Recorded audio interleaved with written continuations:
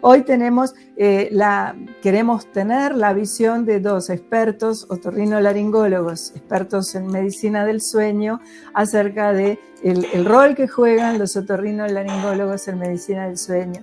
Pero lo que hablábamos en la previa, cuando estábamos organizando esto, era que, como siempre, lo que tenemos, hay como dos necesidades básicas que no están cubiertas, lamentablemente ninguna de las dos. Una es que todo especialista o médico generalista o psicólogo debería tener nociones de los trastornos de sueño para saber un diagnóstico primario clínico, saber qué hacer, qué exámenes mandar o no,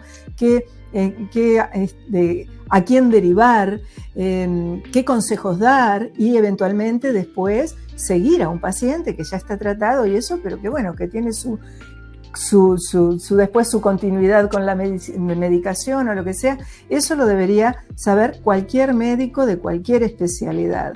Esa es una, y también le incumbe a los otorrinos, aunque el otorrinolaringólogo, que es una especialidad muy rara porque es una especialidad muy vieja y que como que se definió por la anatomía. Sin embargo, los otorrinolaringólogos va a cualquier paciente por muchas cosas, pero tienen que diferenciarse, o se diferencian en la audición o en garganta, o sea, no es nada ser otorrinolaringólogo, ¿no? Es como después tienen que tener un paso más allá de ver a qué se van a dedicar, porque en general no se dedican a toda la otorrinolaringología. Es una especialidad muy, muy complicada y sobre todo la cantidad de cirugías. Bueno, entonces con más razón tendrían que tener todo otorrinolaringólogo. Entonces, bueno, ese es el ámbito que queremos dar en este webinar, que haya en realidad gente que pregunte desde cosas sumamente básicas, porque entendemos que la gran mayoría de los otorrinolaringólogos no se manejan bien con pacientes con trastornos o patologías de sueño. Entonces, que se animen a hacer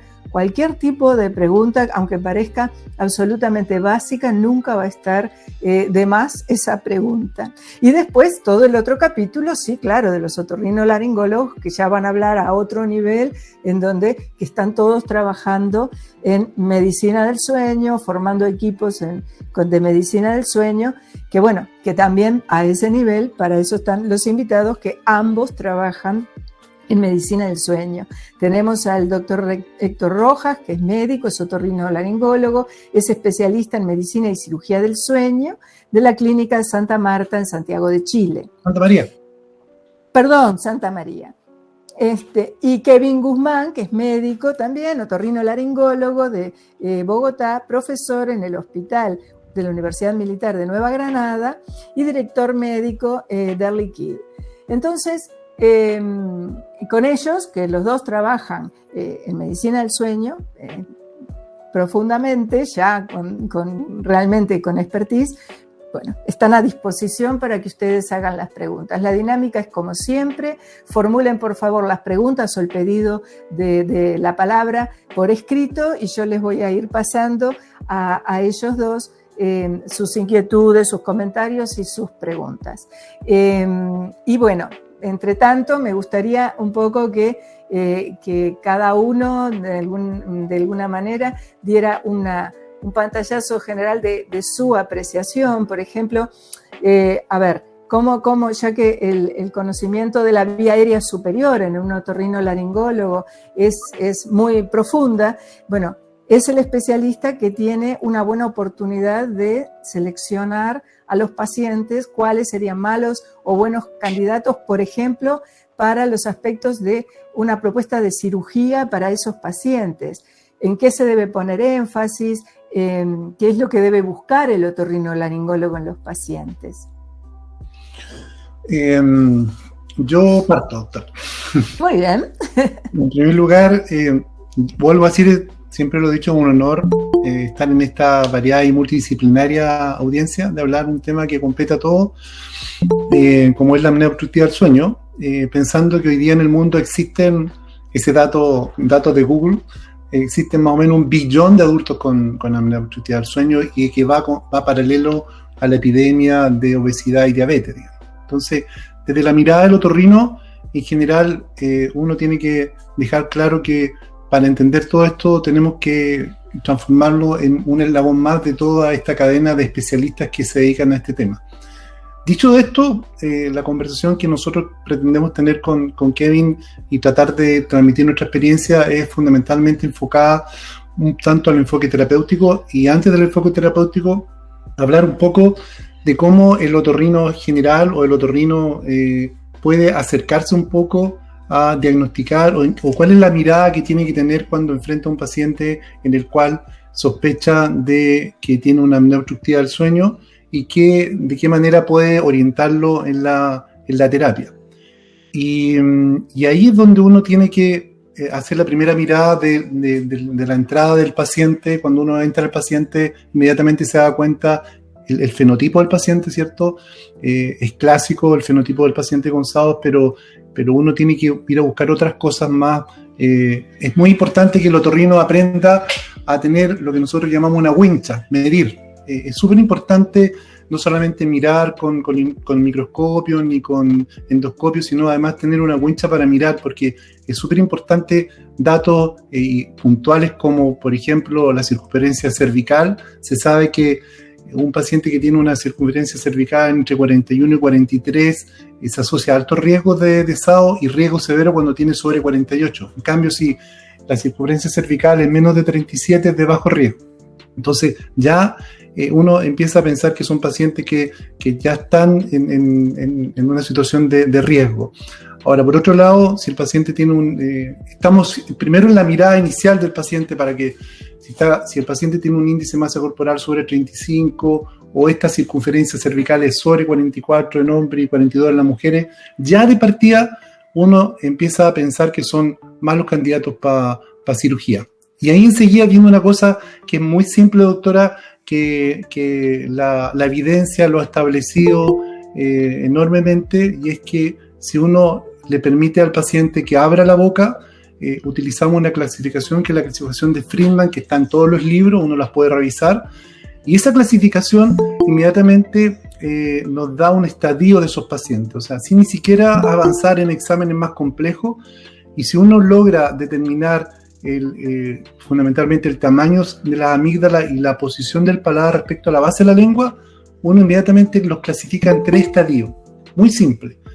¿Y por qué es importante? Porque está demostrado que los pacientes que caen en estadio 1, el porcentaje de éxito quirúrgico es sobre el 80%. En cambio, aquel paciente que tiene un estadio 3, el porcentaje de éxito quirúrgico es de 8%. O sea, inmediatamente uno va filtrando a estos pacientes. El segundo consejo que uno les da a los médicos es que miren fundamentalmente la morfología facial y cervical. Dentro de estos webinars hemos visto digamos, las conferencias de dentistas y de maxilofaciales en que le dan énfasis fundamentalmente a la parte facial y cervical. Estos pacientes que tienen una cara larga, esos pacientes que le llaman dolicocéfalo, desde el punto de vista estricto, son malos pacientes para cirugía, porque cuando nosotros hacemos una cirugía de tejidos blandos, ampliamos el eje anteroposterior, por lo tanto ganamos poca vía aérea. En cambio, si el paciente tiene una cara cuadrada, que son los braquifaciales, inicialmente tendríamos más posibilidades de ganar más espacio y por lo tanto ganar más vía aérea, que es lo que queremos, fundamentalmente porque el objetivo fundamental de la cirugía otorrinolaringológica es aumentar el espacio de la vía aérea. El tercer consejo que uno da al médico es que miren la esquelética facial, vale decir, o sea, uno tiene que mirar el perfil del paciente, y uno inmediatamente al mirar el perfil se da cuenta que hay 2 perfiles que son patológicos, son malos candidatos para cirugía de partes blandas, no así de parte esquelética, que el paciente que es retrognático y los perfiles que son birretrusivos. Eso también uno lo puede revisar en los libros, está súper claro cuáles son esos perfiles, son malos candidatos. Y lo otro, un cuarto consejo, que son 2 índices. Uno no pide mucho en general al otorrino o busca índices cefalométricos. Y estos son radiografías simples, muy simples, que lo hemos visto también en las exposiciones anteriores. Y un aspecto importante es la longitud y grosor del paladar blando, que mientras más largo y más grueso es de mal pronóstico. Y lo otro, un dato muy importante, es la distancia que hay desde el plano mandibular al yoide. Cuando uno tiene un yoides muy bajo de C3 y C4 es un mal candidato y tiene peores resultados del punto de vista nuestro, del punto de vista quirúrgico. El yoides tiene que tener una distancia más o menos de 16 centímetros, aquellos que tienen entre 21 y 22 son muy malos. Y luego, a lo mejor Kevin después nos va a ayudar bastante en esto, que va a hablar un poco. El quinto consejo, ya tenemos 4 consejos, ya este paciente lo estamos abordando desde el punto de vista del examen físico bastante acabado en una primera consulta. Y el quinto consejo es, ya con el médico especialista en el sueño, es hacer la endoscopía de sueño, que nos permite mirar otras cosas, ver cuando, simular un poco. La endoscopía de sueño es como simula un poco, sin ser sueño, qué es lo que ocurre en esa faringe cuando el paciente ronca y hace apnea. Yo diría que la primera mirada del paciente cuando ingresa a la consulta es muy importante para el otorrino, y ya de ahí uno empieza a pensar cuáles son las mejores alternativas del tratamiento. Si la mejor alternativa del tratamiento puede ser una cirugía, si puede ser un CPAP, si puede ser un dispositivo de avance mandibular. Uno ya con todos estos elementos, uno tiene herramientas para poder orientar inicialmente al paciente. Eso, doctora. El micrófono está apagado. Siempre me olvido activarlo. No lo voy a aprender más. Bueno, no, decía Kevin, entonces, a ver, ¿por qué existe la idea de que la cirugía de la apnea obstructiva de sueño tiene o ha tenido malos resultados? Un poco ese es el encare un poco histórico. A ver, ¿cómo estamos parados hoy en ese aspecto? Y no sé si quieres además agregar algo de lo que dijo Héctor. Claro. Primero, agradecer. Para mí, como dice Héctor, también es un honor estar acá, estar compartiendo con ustedes, con especialistas y profesionales de todas las áreas que estamos aquí reunidos. Yo, pues, adicionando lo que dice Héctor, estoy de acuerdo con que hay unos parámetros anatómicos que nos ayudan a guiarnos de qué paciente deberíamos hacer cirugía o no. Pero lo que he aprendido con el tiempo es que esta enfermedad, la verdad, no se puede encasillar. Y no se puede encasillar, no se puede dar un solo tratamiento, y no se puede tomar la actitud de yo soy buen cirujano o soy bueno en lo que hago, entonces como soy bueno, le voy a ofrecer solamente ese tratamiento. El paciente, realmente cada paciente es diferente, hay que individualizar el tratamiento. Entonces lo primero es que uno debería hacer, y el primer consejo es definir si el problema es anatómico realmente. Porque hemos aprendido con varias investigaciones que no todos los problemas de la vía aérea, de la apnea obstructiva del sueño y de la apnea del sueño, porque hablamos también que no solo todos son obstructivas, también hay apneas centrales. Entonces definir hacia qué nos estamos enfrentando, qué tipo de apnea es una apnea obstructiva o central. Por eso es importante el diagnóstico, no solo guiarnos que está roncando, entonces ya simplemente me voy a operarlo porque está roncando. No, primero estudiar a ese paciente, ver otros factores de riesgo, otros síntomas que puede tener el paciente, y ahí empezar a ver si es un problema realmente anatómico. Y si es un problema anatómico, entonces uno puede evaluar algunos factores que ya los nombró muy bien Héctor.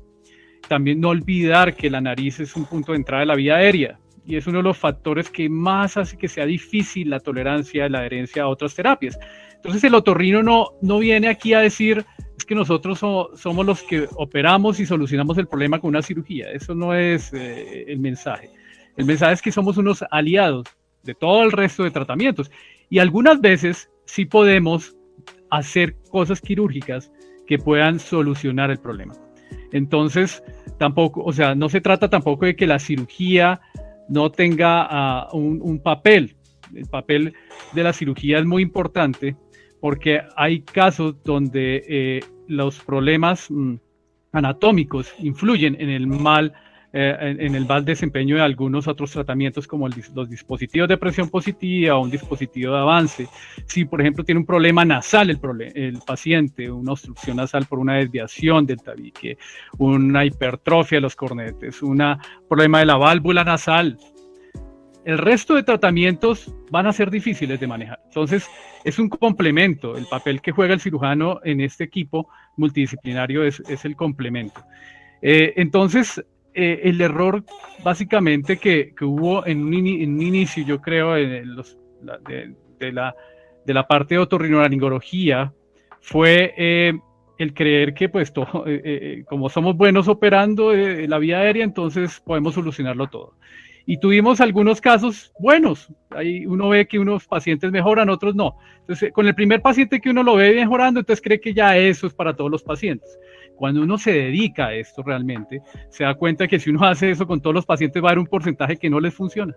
Y entonces uno llega a un punto donde empieza a sentirse, a llegar eso lo golpea a uno como especialista y dice un baño de humildad que te da este tipo de la apnea del sueño y empieza uno a entender que esto es más allá que solo algo anatómico.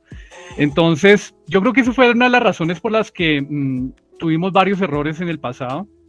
Pensar que un solo tratamiento era suficiente para mejorar la apnea.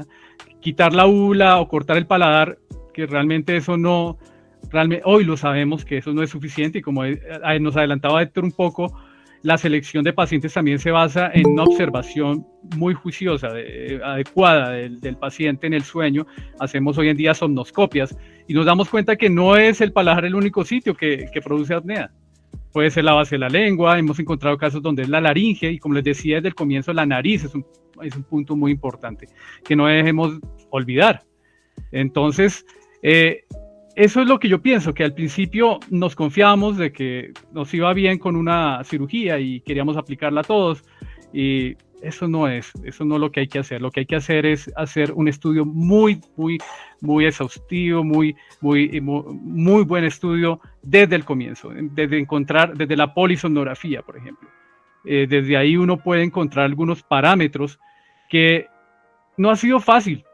Hay algunos autores que nos han dicho, hay unos parámetros polisonográficos que le pueden ayudar a uno a entender si el problema es anatómico. Todavía no es claro, o sea, no hay una regla para todos los pacientes, pero si el problema de la vía aérea es un problema, o sea, si la apnea obstructiva, por ejemplo, es de solo el sueño REM, por ejemplo, algunos autores que dicen que esos pacientes no les va a ir bien con la cirugía. O sea, que hagamos algo, que si hacemos algo anatómico por ellos no es suficiente. Otros dicen, hay otros estudios que hablan sobre si es predominio de hipopneas, por ejemplo, sobre el predominio de apneas. Nos dice que la hipopnea es la presión, habla que la presión crítica de cierre es menor que la apnea. Luego, un tratamiento quirúrgico le puede solucionar más fácilmente a una hipopnea que a una apnea. Eso todavía falta más estudios, pero hay cosas muy interesantes que solo desde la polisomnografía uno se puede ir guiando. O sea, vean la importancia de hacer todo el trabajo y el equipo multidisciplinario y ir más allá.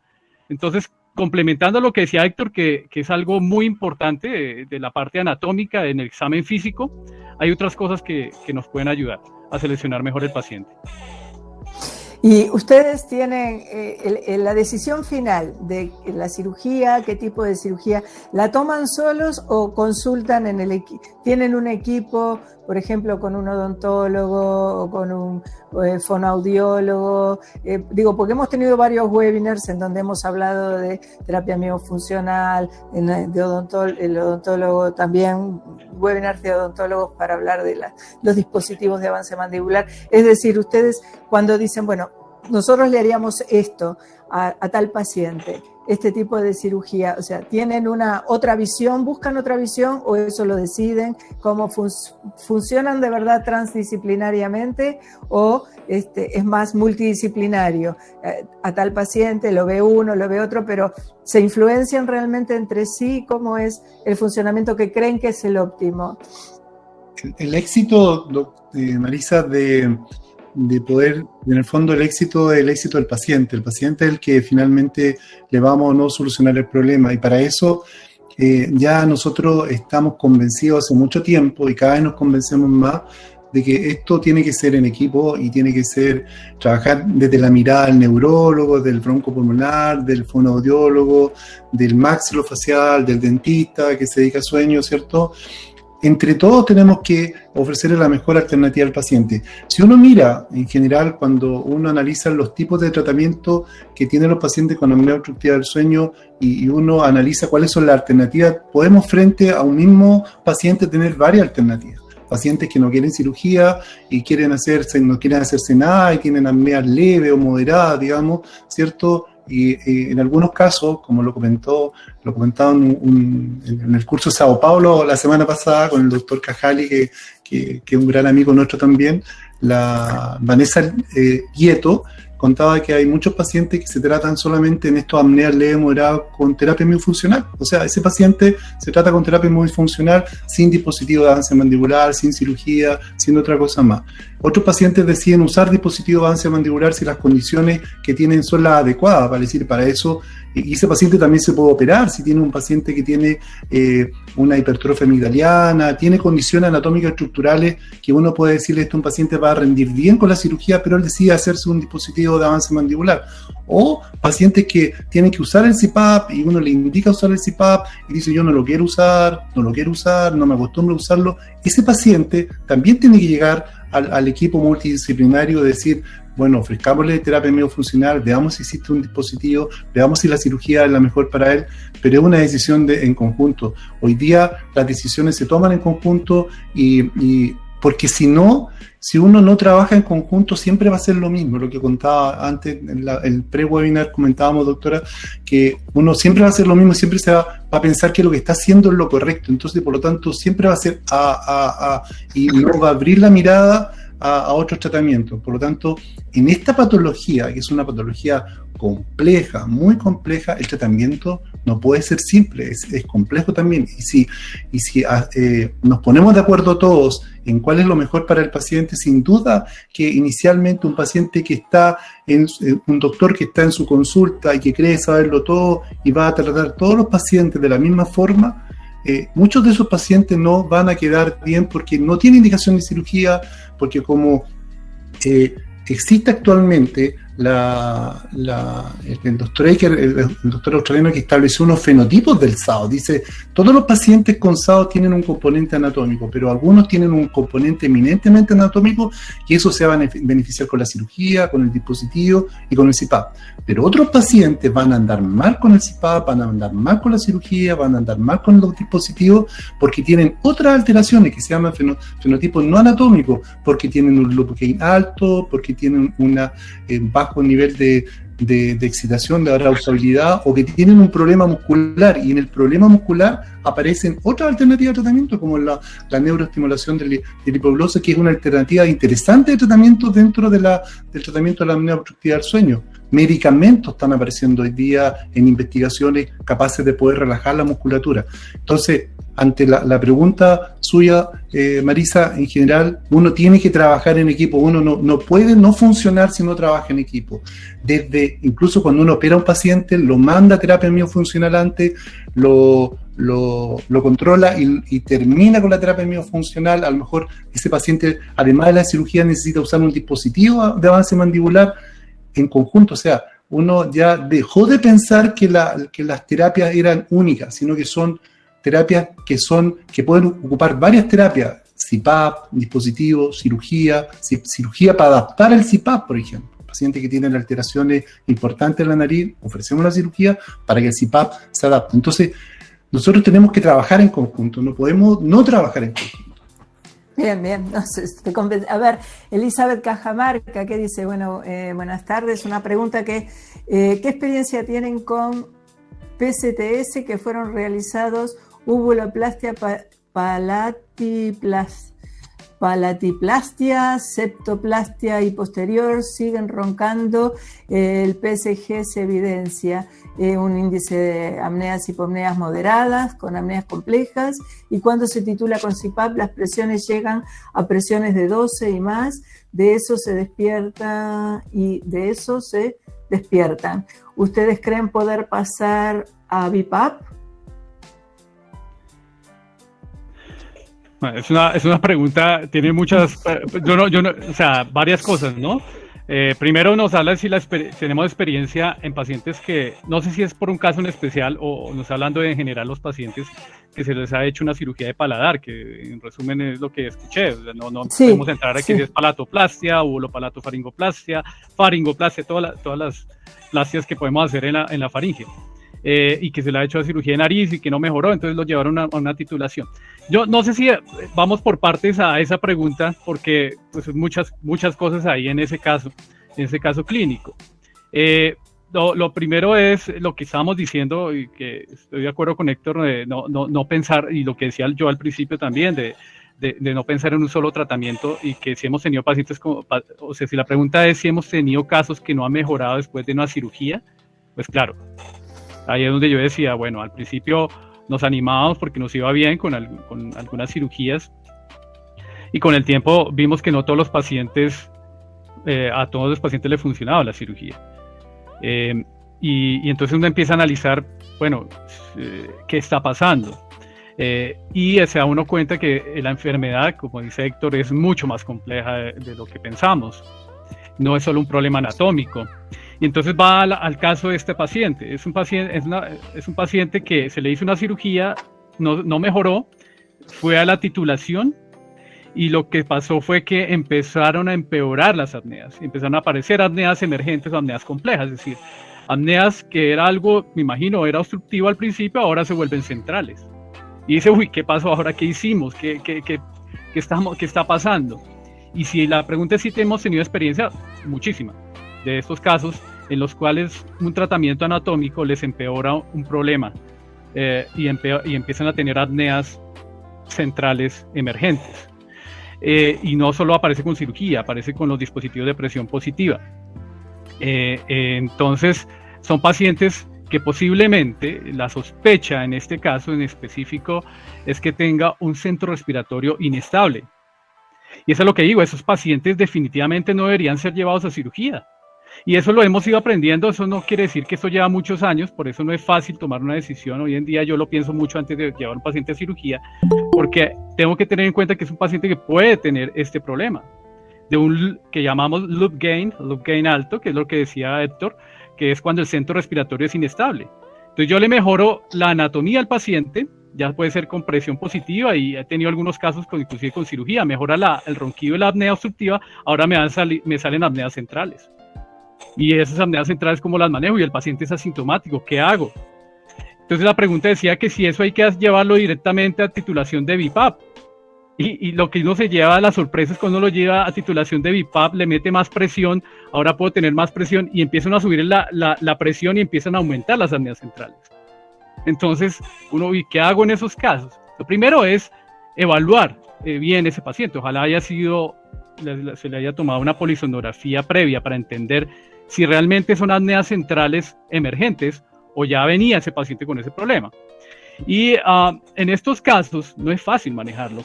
Se han descrito algunos tratamientos en los pacientes con apneas centrales emergentes. Entre ellos hay unos estudios que hablan de la acetazolamida. Lo he usado en algunos pacientes, pero todavía no está muy bien estudiado. De hecho, en los estudios que se han hecho es de 1 mes de tratamiento, pero es una enfermedad crónica. Lo otro es adicionar oxígeno para regular ese centro respiratorio. Y otra de las opciones de manejo en estos pacientes específicamente, si me están diciendo, estamos sospechando una apnea central emergente, es indicación de usar un servoventilador. Entonces, es un caso muy interesante porque tiene muchas cosas, pero no sé si está resuelta la pregunta, porque yo vi muchas cosas dentro de la pregunta. Me hablan de si tenemos experiencia, me hablan qué hacer con este caso, pero espero que se haya contestado ese tema. No sé si de ahí salgan más preguntas. Al menos tocaste bastante todos los temas en que se apuntaban. Viviana Arias dice, buenas noches. ¿Creería que se puede disminuir la presión o poner un auto CPAP para intentar acoplar antes que iniciar un BiPAP? No sé cuál de los dos quiere contestar, o los dos. Kevin, dale. Otra vez la pregunta, Marisa, es que... Sí, buenas noches. ¿Cree que se podría disminuir la presión o poner un auto CPAP para intentar acoplar antes que iniciar un BiPAP? Bueno, es un tema, estamos cambiando el tema que veníamos hoy de cirugía, de la parte de otorrino, pero con mucho gusto la puedo contestar. Bueno, el dispositivo de presión positiva autoajustable sí que juega un papel importante en algunos pacientes, no es para todo el mundo, no sé qué paciente, que es lo mejor que hay, ¿no? El que se ajuste solo nos va bien con algunos pacientes, pero siempre tiene un límite. Si es un paciente que tiene presiones con una presión crítica de cierre muy alta, que necesitamos presiones mayores a 15 centímetros de agua, va a ser difícil así estemos colocando una PAP, un automático, un autoajustable. Entonces, todo depende de cada paciente. Usamos muchas veces esta estrategia de usar autoajustables en pacientes que sienten molestias con la presión y vemos que la presión no es muy alta. Entonces, pues, lo más indicado en pacientes con presiones mayores de 15 centímetros de agua es pasar a BiPAP. Y no solamente autoajustable. Entonces, por eso digo que depende del paciente. Si es un paciente que en la titulación vemos que con 15 centímetros no estamos logrando adecuadamente, y es un problema obstructivo, no estamos hablando de apneas emergentes, sí podríamos pasar a BiPAP.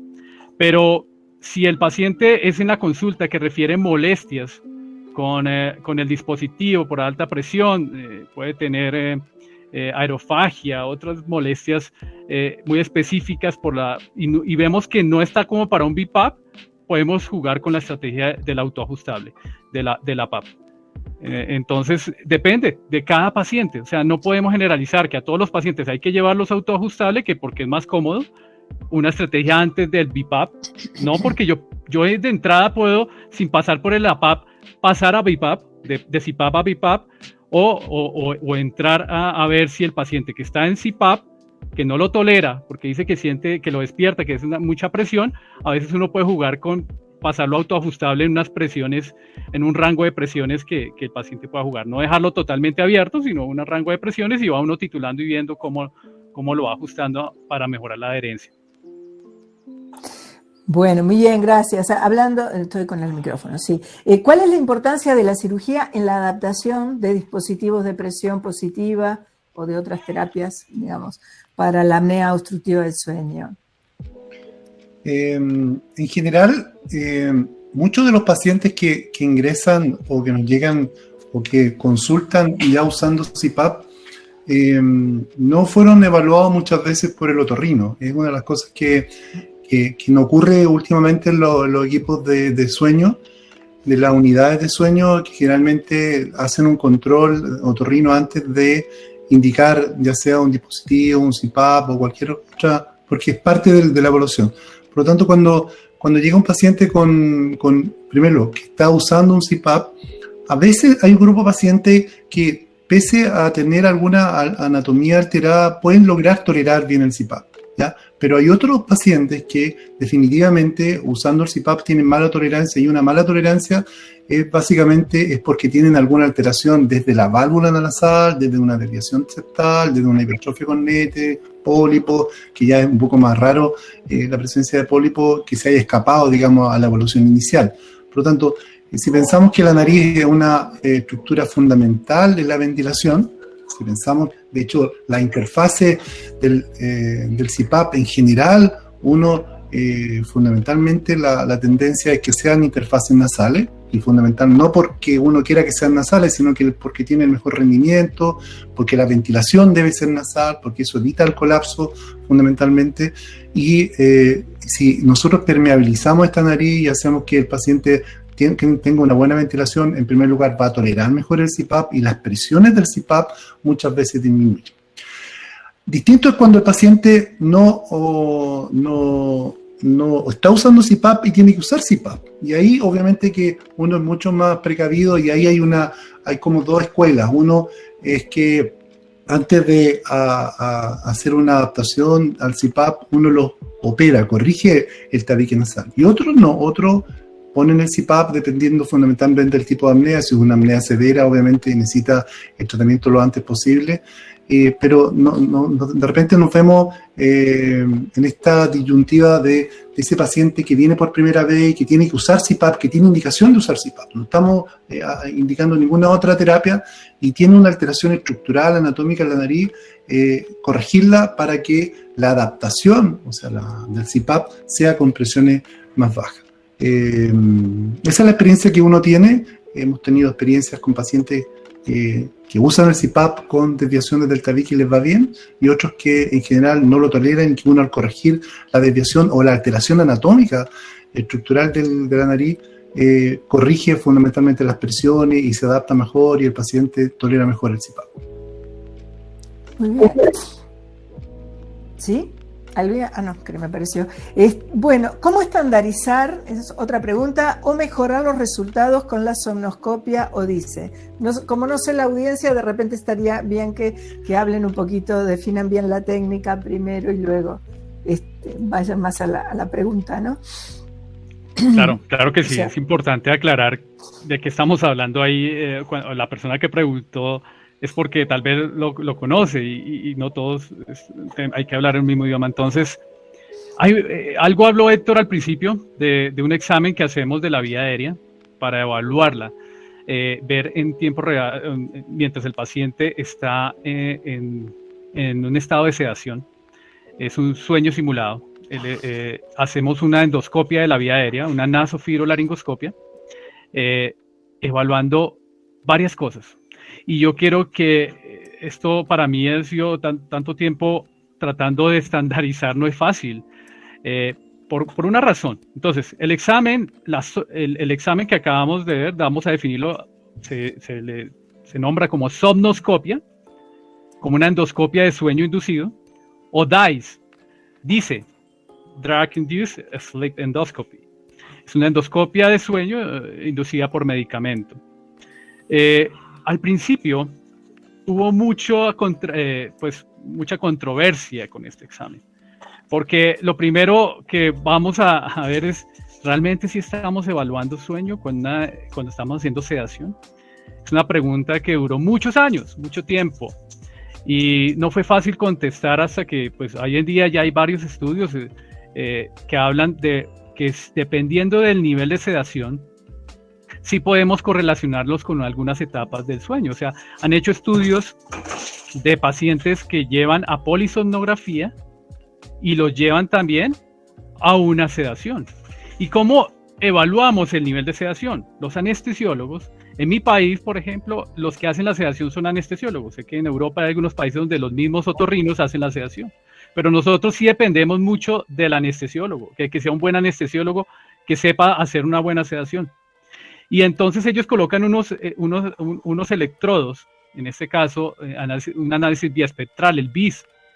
Según el nivel de sedación, ya se ha estudiado que no puede ir ni tan profunda la sedación, casi plano anestésico, porque el paciente va a obstruirse completamente, ni tampoco tan superficial. Dicen que más o menos en un valor entre 60 y 80, ellos ya saben de que cuando le dice al anestesiólogo, vamos a medir, vamos a estandarizar el nivel de sedación, para que sea consistente con los estudios que se han hecho, de que sea correlacionable con una muestra de sueño. No estamos hablando de todo el sueño, porque nos faltaría mucho tiempo de estar con una cámara ahí todo el sueño, sino una muestra del sueño. Y otra forma de estandarizar eso es de estandarizar ese examen de visualización endoscópica de qué es lo que se está obstruyendo, es esperando que el paciente empiece a hacer eventos respiratorios. Y se ha definido como unos ciclos respiratorios de la somnoscopia, esperando que el paciente empiece a roncar. O sea, yo no empiezo la endoscopia, la nasofibrolaringoscopia o fibronasolaringoscopia, como la quieran llamar, si el paciente no ha empezado a roncar. El paciente empieza a roncar y empezamos a ver en el monitor cómo el paciente se satura. Y el anestesiólogo, cuando no conoce este examen, a veces se asusta, dice, uy, no, oxígeno. Cuando uno dice, no, tranquilo, ese es el sueño de ese paciente. Y ve uno que el mismo paciente, sin necesidad de ninguna intervención, vuelve y sube y vuelve y baja, y vuelve y sube y vuelve y baja. Y eso es lo que hablamos como ciclo de evento respiratorio. Y ahí estamos viendo que ya ahí sabemos que estamos en el evento respiratorio y ahí entramos con la cámara a mirar varias cosas. Inicialmente la somnoscopia se hacía para evaluar los sitios de obstrucción y es claro que es para eso, pero con el tiempo hemos visto que hay más cosas que podemos ver. Entonces podemos evaluar dónde está la obstrucción del paciente. Así es a nivel de la faringe, a nivel de la lengua, de la laringe, rara vez la nariz porque realmente la nariz uno ya la ha visto en el paciente despierto, pero uno evalúa todos esos sitios, dónde está la obstrucción principal del paciente. Y lo está viendo correlacionándolo con eso que les acabo de decir, que el paciente se está ahogando, vemos la desaturación, y hay los italianos, por ejemplo, en la somnoscopia les colocan la polisomnografía y evalúan, correlacionan lo que están viendo del ahogo, del evento obstructivo, y lo correlacionan con la polisomnografía, con la apnea y con la hipopnea. Entonces, una forma también de estandarizarlo, no es fácil. O sea, yo realmente llevar una polisomnografía mientras hago somnoscopia no es fácil. Por eso decía que otra de las formas es hacerlo con una estandarización de las ondas electrocefalográficas que hacen los anestesiólogos. Uno con la somnoscopia puede también evaluar pruebas terapéuticas. Hay una maniobra que uno hace avance de la mandíbula, que se denomina la maniobra de Smarsh. Y con la maniobra de Smarsh, uno avanzando puede, viendo endoscópicamente cómo se abre la vía aérea y deja de hacer eventos respiratorios, si hay mejoría o no con eso. Hay un problema con eso y hablando de estandarización es importante y es claro, porque como yo al igual que Héctor sí trabajo de manera interdisciplinaria, hace mucho tiempo dejé de trabajar solo. Entonces yo trabajo con odontólogos o dentistas, en algunos lados le dicen odontólogos, dentistas, y de ellos he aprendido algo. Ellos fueron los que me dijeron, oiga, pero usted estaba haciendo una maniobra de Smarsh y lo avanza mucho.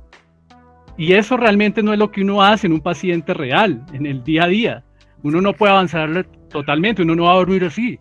Entonces, no es objetivo lo que usted está haciendo. Y yo dije, pues tiene razón. Entonces, hoy en día, mis sonoscopias trato de invitar al odontólogo que hace medicina dental del sueño y ellos le colocan o le avanzan un poco, pero lo que se está haciendo es colocar un dispositivo titulable. Y ese dispositivo más o menos ya está medido desde el paciente antes o sea, ya han hecho una valoración previa con el odontólogo y ya saben hasta cuánto pueden avanzar para no generar molestias también. Eso no se puede avanzar totalmente. Y uno puede hacer una prueba terapéutica de antes y después, en el momento que se está ahogando y colocando el dispositivo titulado, a ver si mejora o no. Eso es una prueba terapéutica. Entonces, una forma de estandarizarlo es trabajando en equipo también. Hay otras maniobras que hacemos, es cambiar la posición del paciente de cúbito supino, boca arriba, a una posición lateral. Y los pacientes, uno ve como hay pacientes con apneas posicionales, que dependen de la posición, que uno, de pasarlos de ahogarse de boca arriba, al pasarlos al lateral, dejan de hacer apneas. Y uno lo ve anatómicamente, dejan de obstruirse. Es interesante ver eso y lo puede uno correlacionar con la polisomnografía que también nos habla de la apnea posicional. Y uno puede decirle al paciente más tranquilamente, oiga, sí mejora, sí le puede ir bien con una terapia posicional. Otra de las cosas que podemos hacer con la somnoscopia, y como digo, esto para mí se ha vuelto una herramienta cada vez con más cosas, es esos pacientes que no se adaptan a los dispositivos de presión positiva porque se sienten más ahogados. Y nos hemos llevado la sorpresa de que estos pacientes tienen un problema de flacidez en la vía aérea, específicamente uno de los sitios que más hemos visto es en la epiglotis. En la vía aérea, en la laringe, esa epiglotis con la presión positiva se lleva más la epiglotis y tapa más al paciente y lo ahoga más. La única manera de saber si eso es lo que está pasando y si es la causa de no tolerancia al dispositivo es llevándolo a una somnoscopia con la presión positiva. O sea, el paciente lleva su CPAP, ya sea con máscara nasal o oronasal. Hay unas máscaras que tienen unos orificios por donde uno puede introducir el naso, el endoscopio, pero hay otros casos que no, y entonces toca colocarle unos empates para que introduzca a través de ese empate el nasofibro. Y uno le pone la presión positiva al paciente, la que normalmente usa, y entra y mira qué está pasando con la vía aérea. Y hemos encontrado esos casos de epiglotis flácidas que obstruyen más al paciente con el CPAP. ¿Y qué hacemos con esos pacientes? Pues les hacemos un procedimiento en la epiglotis mínimamente invasivo, no estoy hablando de operar cirugía grande, puede ser una epiglotoplastia o una epiglotoplastia significa hacer una remodelación, ya sea con suturas o con alguna técnica radiofrecuencia para que se endurezca un poquito más esa epiglotis, o resecar parcialmente esa epiglotis. Y hemos visto que no tiene ningún problema de disfagias ni nada de eso. Ese paciente ya ahora usa su CPAP y ya le funciona. Entonces, como les digo, y si quisiera hablar de este tema de sonoscopias y estudios, hay muchos. Por ejemplo, hay un grupo, un estudio reciente que me llamó muchísimo la atención y lo probé, era que llevaban el paciente a titulación con la sonoscopia. Entonces era un paciente que no sabían cuánta presión terapéutica, la presión terapéutica de ese paciente, o sea, lo correlacionaron con la titulación en el laboratorio y lo llevaron a una titulación en el DICE, en la sonoscopia, y encontraban que sí era correlacionable eso que estamos viendo de que se obstruía y a qué presión mejoraba la obstrucción, se correlacionaba con la presión terapéutica que hacían en la titulación en el laboratorio. Y tuve un caso hace como 2-3 meses, un paciente que no toleraba el CPAP y lo llevé a una sonoscopia con su CPAP y hice el ejercicio con el anestesiólogo, bueno, subamos o bajemos la presión del CPAP y llegamos a una presión, él la tenía en 14 y no la toleraba y lo bajamos a 10 y a 10 veíamos que la vía aérea se abría. Entonces dijimos, bueno, voy a dejarlo a 10. Y la sorpresa es que unas semanas después el paciente le bajé la presión a 10 y dijo, ahora sí tolero este dispositivo. De verdad que es una herramienta que tenemos los otorrinos que nos puede ayudar no solo a nosotros, a todos. O sea, si trabajamos interdisciplinariamente se dan cuenta que nos puede ayudar a todos. Entonces, bueno, eso es lo que quería hablarles de este tema de la somnoscopia, que para mí es un tema apasionante. Genial, justo, mira, Jacques Sissin, que es odontólogo, que fue el que hizo el webinar que hicieron junto con la fonoaudióloga hablando de las terapias que hacen, dice, qué lindo sería aprovechar el DICE para titular nuestro DAM y definir exacto dónde se encuentra la obstrucción. Justamente lo que tú dijiste, él había hecho el comentario antes de que tú lo mencionaras, el trabajar junto con el odontólogo. Sí, así que sí, tal cual. Sí, en Uruguay estamos, no tenemos realmente gente que esté haciendo DICE y bueno, sí. Y es un gran debe, que tiene otro de los tantos, pero bueno. A ver, otra pregunta. ¿Qué avance hay en la cirugía aplicada al manejo de la apnea obstructiva del sueño? No sé, en especial. En general, hoy día hay harto avance en la cirugía aplicada de la apnea obstructiva del sueño. Cuando estableció la primera pregunta de que por qué la cirugía era o fue, digamos, como mal evaluada inicialmente, ¿cierto? Y era porque se pensaba de que todo el problema de la obstrucción, en primer lugar, desconocemos por qué el paciente con apnea obstructiva se obstruye en la noche, ¿vale? Es decir, ¿qué hace que se cierre la faringe? Y hay hartas dudas todavía, hay situaciones neuromusculares que desconocemos, hay situaciones como describió Kevin, que son fenotipos, como yo he dicho, no anatómicos, que también desconocemos el manejo, pero si uno se orienta a la cirugía, inicialmente el mayor error que se cometió, error fundamentalmente por ignorancia fisiopatológica, era que el problema era en el paladar, la úvula, en la línea media de la faringe. Entonces se resecó, se sacó paladar, se sacó úvula. Fujita en el año 83-84 inició con las primeras cirugías. El CPAP partió el 81, la cirugía partió el 83, o sea, partimos juntos el CPAP con la cirugía. Y se pensó que todos los pacientes roncadores con apnea había que operarlo, y se dieron cuenta obviamente al tiempo que hubo un fracaso, que la técnica no tenía rendimiento más allá del 50%, y se pensó que el problema era que era no solamente la región del paladar y faringe, sino que el problema era más bajo, que era el problema allí. Aparecieron los protocolos de Stanford que decían que fallaban esa cirugía porque la obstrucción es más baja.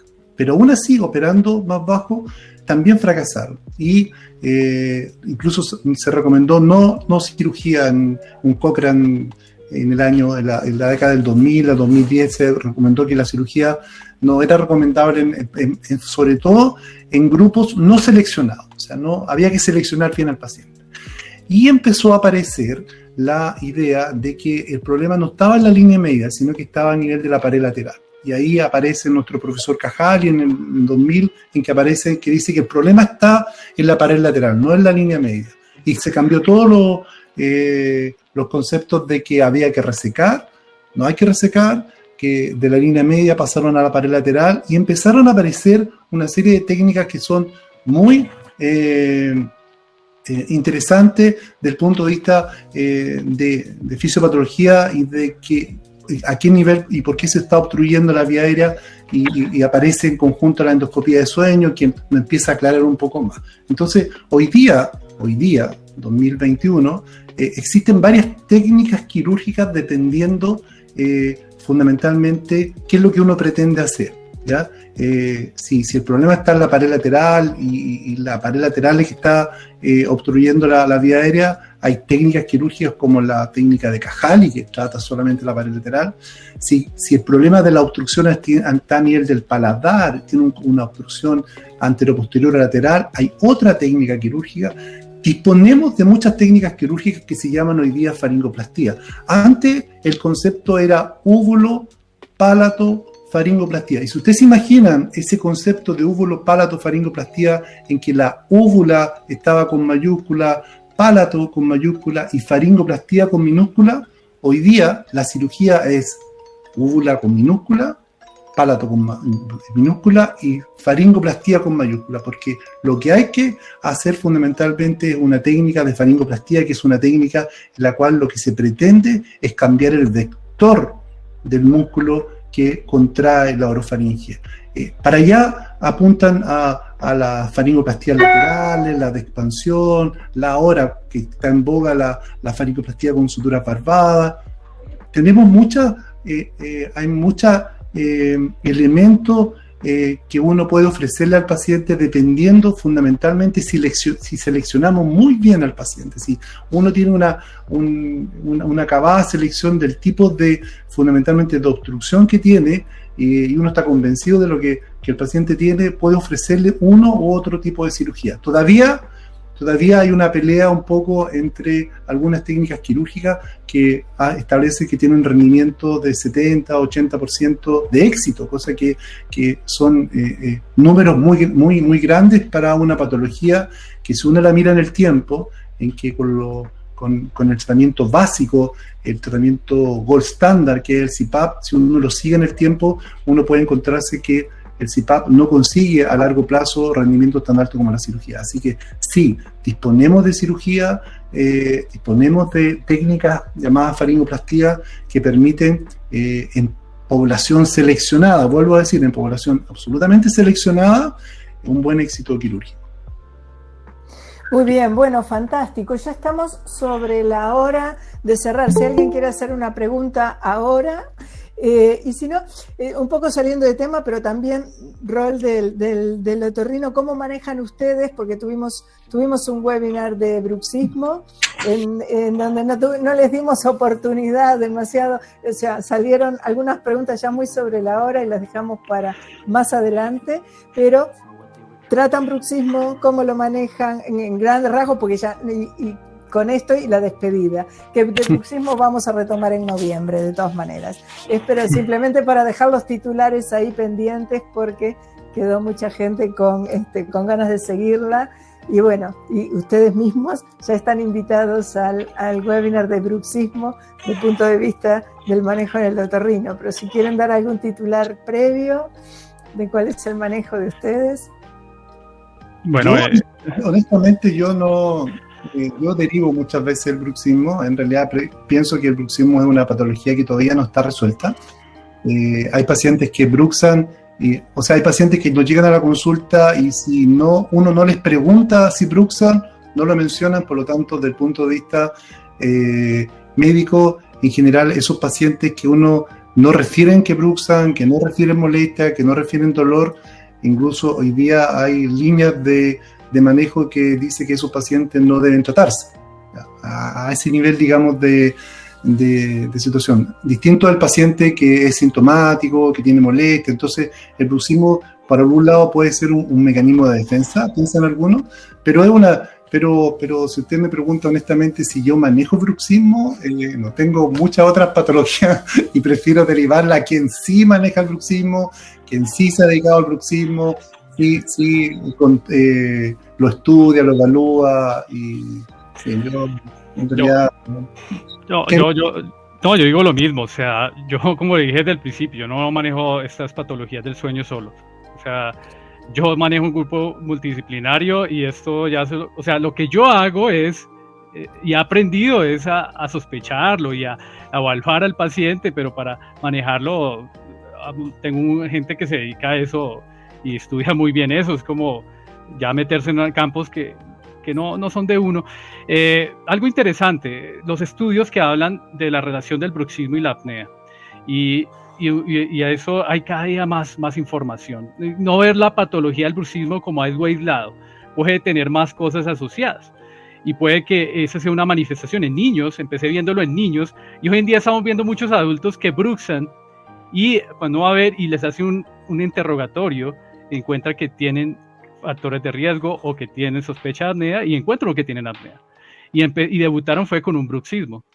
Y a eso hay un mundo gigante como para decir ahora yo soy el experto y vengo en... No, yo lo que hago es aprender todos los días y con mi grupo multidisciplinario me siento a escucharlos y aprender de eso, y por eso les digo, he aprendido a sospechar, a ir más allá, a ver la cavidad oral, porque nosotros veíamos la faringe, la lengua, y la cavidad oral cómo está, vea esa estrechez del paladar, vea esa mordida.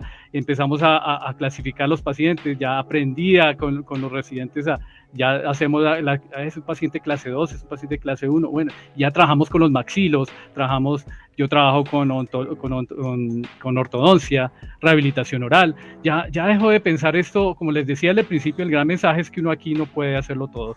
Yo quería adicionar un poquito al tema de las nuevas técnicas, que se ha avanzado y poco se conoce, y yo creo que es el espacio porque pues es el área nuestra, no sé que alguien más vaya a hablar, pero de las técnicas quirúrgicas. Y además, como decía Héctor, ha habido un resumen histórico de todo lo que ha pasado.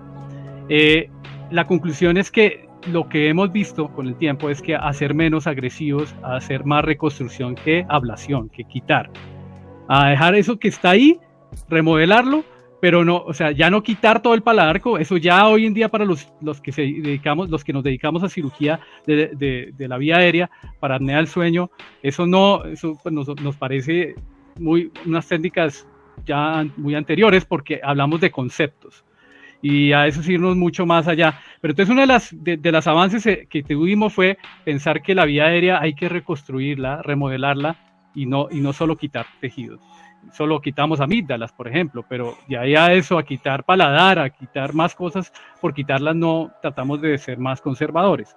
Lo otro es que lo que se nos viene, algo Héctor ya lo mencionó, pero la estimulación con implantes, con unos neuroestimuladores que van al nervio hipogloso, y hay varias patentes. Y hasta ahora van las primeras generaciones, pero ya lleva más de 10 años en el mercado y ha mostrado buenos resultados. Nuevamente, esto no es para todos los pacientes, no creo que esto sí tiene que ser seleccionado, como ese es el gran mensaje. Nosotros hoy en día nos dedicamos a seleccionar bien los pacientes para evitar llegar a operar a todo el mundo y evitar eso que nos pasó en el pasado. Y hay pacientes que les va bien y han mostrado buenos resultados. Entonces puede ser una alternativa más. Yo digo alternativa, no que vaya a ser todos los pacientes ahora con un implante. Hoy en día están estudiando unos implantes que se hace una incisión pequeña acá, porque los que estamos colocando hay que hacer una incisión en el cuello, llegar al hipogloso, colocar ahí un electrodo y después otro marcapaso acá que nos manda que manda el estímulo, y por medio de un control remoto el paciente en la noche lo prende y empieza a estimular el nervio hipogloso y la base de lengua y la faringe se amplían. Eso es uno de los avances que tenemos. Otros son las técnicas que usamos para mayor seguridad. Por ejemplo, para la base de lengua hoy en día se usa la robótica. la cirugía robótica hace parte de lo que hoy en día se viene como técnicas de mayor seguridad. Entonces, yo lo resumiría en 3 palabras: ser más conservador, ser más seguro y ser más selectivo para lograr ese es el resumen de lo que hoy estamos haciendo en la cirugía de otorrino en apnea del sueño. Fantástico. Les leo el último comentario porque lo entró en hora, digamos. Es de Alberto Pena. Buenas noches. ¿Qué tantas suturas barbadas usan? ¿Son exitosas? ¿Usan mucho las técnicas de Goodson y Penn? La sutura barbada hoy día es lo que es una sutura, se llama barbada porque tiene barba. Es una sutura que parte no con los otorrinos, parte con los cirujanos estéticos que hacían lifting y parte fundamentalmente en Italia con el doctor Mantovani, y ahí tiene toda su escuela que después llega a Latinoamérica. Y la sutura barbada, la gracia de la sutura barbada que piensen que lo que uno hace en el paladar es como un lifting del paladar, ¿ya? Es como el concepto que uno tiene. En el fondo es una sutura que permite estirar y dar rigidez al paladar, y a través de esa misma sutura uno puede lateralizar el músculo, que es un famoso músculo que nosotros conocemos bien, que dormimos, que soñamos, tenemos pesadillas con ese músculo, que es el músculo palatofaringeo, que es un músculo que está debajo de la amígdala, y que es un músculo que lo lateralizamos, digamos, lo llevamos a la pared lateral para que se forme ahí que sea consistente, que sea firme, que sea. Pero lo que hace la sutura barbada no es más que permitir a través de la submucosa, porque es una sutura que es submucosa, trabajar las diferentes técnicas que uno tiene, que son variadas, para conseguir ampliar la vía aérea en los 3 ejes fundamentalmente, en el sentido anteroposterior, sagital y lateral, y permitir ampliar la vía aérea. El objetivo fundamentalmente de la faringoplastía básicamente es ampliar la vía aérea y permitir dar una rigidez a la pared lateral para que no se colapse. Es una sutura interesante, es una sutura que dura 6 meses dentro del organismo. Hay algunas que se rechazan un poco, que hay que cortarlo, que tiene unas barbas que son unas puntas que uno la tracciona y no se devuelven, entonces uno no hace punto con la sutura. Sí, tenemos harta experiencia, es lo que hoy día Europa es lo que más hacen, y acá también. Acá tenemos nuestra técnica faringoplastía lateral de Cajali y la sutura barbada, que son las 2 grandes técnicas que yo creo que se están haciendo, que tienen buenos rendimientos ambas, digamos. No sé si Kevin, tú... Sí, bueno, yo quería saludar al doctor Peña, Alberto Peña, es otorrino, y la pregunta es muy específica, y se dan cuenta de qué pasa con las suturas barbadas, adaptadas al resto dirán de qué están hablando. Realmente basado en un concepto, y como decía muy bien Héctor, lo expone muy bien, resume muy bien de dónde viene y quién lo describió, el profesor Mantovani. Bueno, realmente lo importante es, porque Cajali, por ejemplo, no usa sutura barbada, como dice Héctor, es otra escuela. Entonces no casarse con una técnica, sino hay que entender el concepto, porque el profesor Mantovani lo que decía era, hay que estirar y hay que tensionar. Y él habla de un concepto muy interesante de que hay unas fascias internas en la faringe, y que si uno tensa esas fascias puede ayudar a ampliar la vía aérea y mantenerla de esa manera. Un concepto muy diferente a lo que habla Cajali, y eso es para hablar después en otra, porque son técnicas de conceptos totalmente diferentes. ¿Qué suturas barbadas usamos? Yo uso más que todo la Stratafix, pero la Biloc también se puede usar. Esas son marcas. Y como dice Héctor, son unas barbas, que si son bidireccionales o no, yo he usado de las 2. Bidireccionales, desde la línea media me voy hacia los lados, con la misma sutura, porque la sutura tiene 2 agujas, o si es unilateral, la escuela italiana nos ha enseñado que también la Biloc se puede usar. Entonces, no es, al principio yo solo usaba bidireccionales, hoy en día se pueden usar las 2. El éxito depende de lo que hemos hablado, de la selección del paciente. Yo creo que eso es lo que más nos hemos aprendido. Y que si usamos las técnicas de Buxton y Kennepunk, eso es de técnica diferente. Ya anterior yo la usé mucho, hace unos 4 o 5 años usaba mucho la técnica de Kennepunk y Tucker Buxton. y no en esas sí no se usaban las suturas barbadas. Por eso hoy en día, como les decía, hoy en día somos más conservadores y la sutura barbada es un ejemplo de conservar la anatomía, solamente estirar y hacer un lifting, como decía Héctor. Espero haber contestado esa pregunta. Muy bien, bueno, muchísimas gracias, estamos súper pasados, pasó volando, les agradezco muchísimo, fueron sumamente claros en la exposición, aparte de tener una pericia impresionante en lo que hacen, pero lo han expuesto todo, lo han clarificado de una manera fantástica, les agradecemos profundamente que hayan compartido con nosotros esta hora. Y bueno, y seguimos, por supuesto, siempre comunicándonos y siempre tratando de aportar y les agradezco. Así que esperemos que tengamos otros encuentros en breve. Con este webinar cerramos el ciclo de septiembre y volveremos en noviembre a tener algún otro ciclo que iremos anunciando oportunamente. Muchas gracias, doctor Guzmán, doctor Rojas, Kevin y Héctor, amigos ya de siempre y de la comunidad de Latinoamérica de Sueño. Muchas gracias. No, ustedes, muchas gracias. Buenas noches a todos. Gracias.